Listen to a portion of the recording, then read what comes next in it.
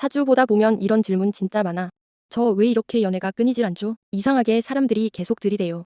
반대로 어떤 사람은 조건도 괜찮고 매력도 있는데 연애 흐름이 이상하게 조용한 경우도 있지.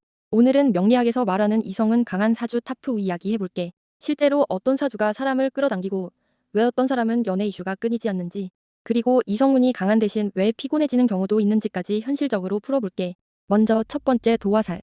도화를 너무 단순하게 보면 안 돼. 도화는 단순히 예쁜 사람이 아니야. 핵심은 사람 시선을 끄는 힘. 예를 들면 이런 느낌, 존재감 있음, 분위기 있음, 사람을 편하게 만드는 이런 흐름. 도화 있는 사람은 가만히 있어도 사람들이 관심을 가져.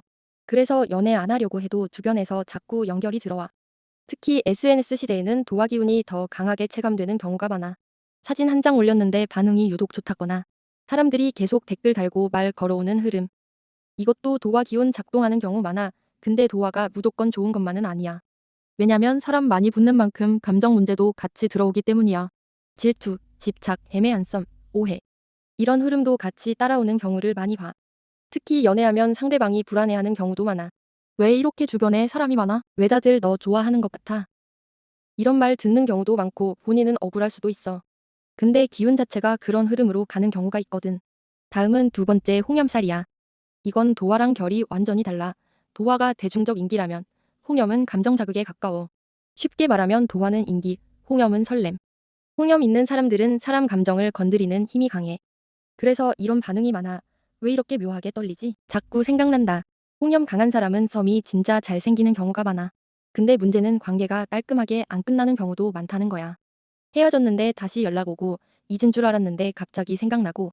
왜냐면 감정 단상이 오래 남거든. 그래서 홍염 강한 사람들은 연애가 드라마처럼 흘러가는 경우를 많이 봐. 감정 기복도 크고 사랑하면 깊게 들어가는 경우가 많아. 그리고 홍염 강한 사람 특징 중 하나가 한 사람이 엄청 깊게 빠진다는 거야. 도화는 여러 사람이 좋아하는 흐름이라면 홍염은 한 명이 강하게 꽂히는 느낌에 가까워. 세 번째는 식상 강한 사주. 이건 의외라고 느끼는 사람 많아. 근데 실제로 식상 강한 사람들 이성은 진짜 강한 경우 많아. 왜냐면 식상은 표현력이거든. 말 잘하고 리액션 좋고 센스 있고 사람 기분 편하게 만들고, 특히 식상 강한 사람은 플러팅을 의도 안 해도 잘하는 경우 많아.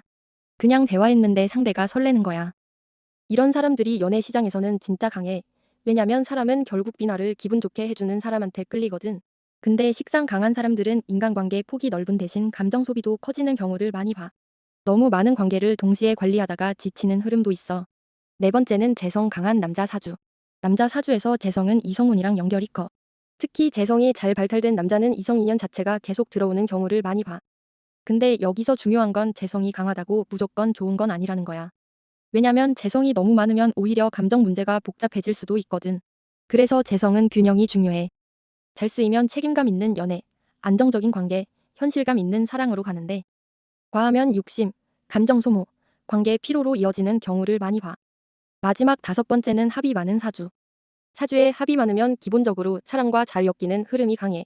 특히 청간합, 지지합 강한 사람들은 인간관계 자체가 활발한 경우를 많이 봐. 그리고 이성도 잘 붙어. 왜냐면 합은 연결 에너지거든.